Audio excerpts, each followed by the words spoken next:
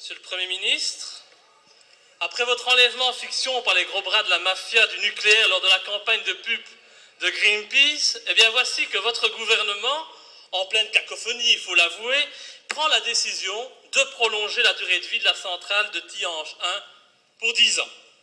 Alors moi je pensais que cette publicité, ce n'était qu'une fiction, mais à y regarder de plus près, je me demande si au final la réalité n'a pas rejoint cette fiction. Et si vous souhaitiez en tout cas montrer votre dépendance à l'égard de la mafia du nucléaire, vous n'auriez pas pu vous y prendre autrement. Mais le problème, c'est que votre volonté de faire plaisir à vos petits amis, eh bien, elle se fait sur le dos de la sécurité de nos concitoyens. La loi votée en 2003 prévoyait la sortie du nucléaire pour 2015, mais comme rien n'a été fait pour fermer nos centrales tout en assurant notre indépendance énergétique, seuls Doel 1 et Doel 2 seront fermés comme prévu en 2015. Bye bye les belles promesses. Et ces centrales, elles sont vieilles, elles sont vétustes, et leur temps de vie s'est déjà écoulé. Donc je m'interroge sur les conséquences de cette décision, parce que prolonger de 10 ans Tihange, c'est tout simplement jouer avec la sécurité de nos concitoyens. Mais pourquoi donc décider de reporter la fermeture? Tout simplement parce que, comme d'habitude, les gouvernements qui sont succédés ici depuis 2003 ont décidé de reporter à demain ce qu'il aurait fallu faire le jour même, car ça, c'est la marque de fabrique de la politique belge, la gestion au jour le jour, pas de volonté, pas d'ambition, pas de planification. Alors, Monsieur le Premier ministre, allez-vous rompre avec cette façon de travailler? Allez-vous enfin investir dans les énergies renouvelables? Ou, comme je le pense, dans 10 ans, devra-t-on de nouveau réouvrir le dossier sans que rien n'ait encore évolué? Je vous remercie. Merci beaucoup, monsieur. Chers collègues, et je m'excuse de faire référence à des déclarations étonnantes. La première, j'entends Groul et Écolo nous dire qu'il faut fermer toutes les centrales nucléaires. Bon, je reprends les textes de Elia et je redis ce que Elia indique: si on le faisait, on prenait le risque de plonger dans le noir, dans les difficultés, à certains moments, 1,5 million à 1 million de citoyens.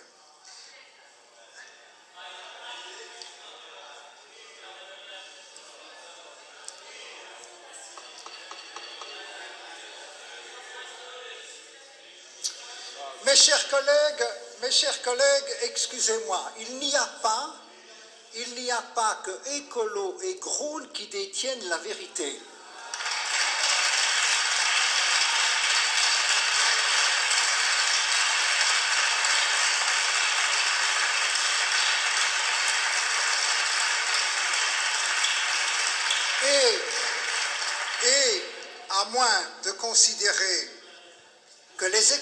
Et à moins de considérer que les experts,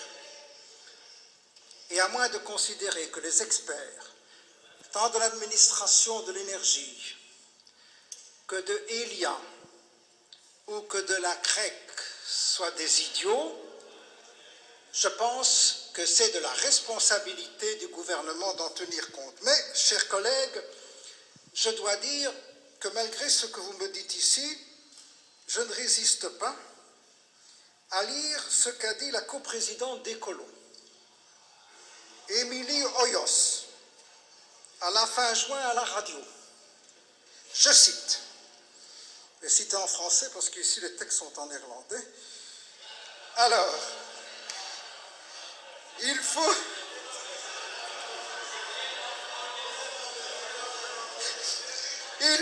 prolonger 2 réacteurs nucléaires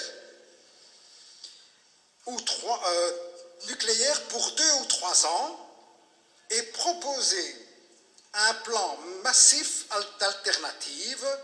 Et elle ajoute, oui, à la place de Melchior Wathelet, je serais bien obligé de prolonger les centrales nucléaires. Eh bien,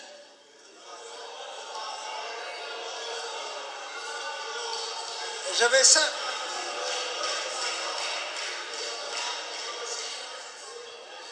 Mais, monsieur,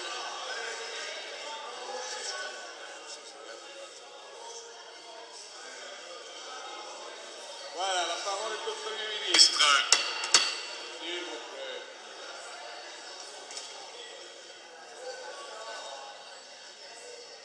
Donc, Monsieur le Président, ce que je voulais simplement vous dire, c'est que, au lieu de 2 centrales, nous n'en prolongeons qu'une, et bien entendu, comme c'est une, au lieu de 3 ans, pour des raisons d'investissement, 10.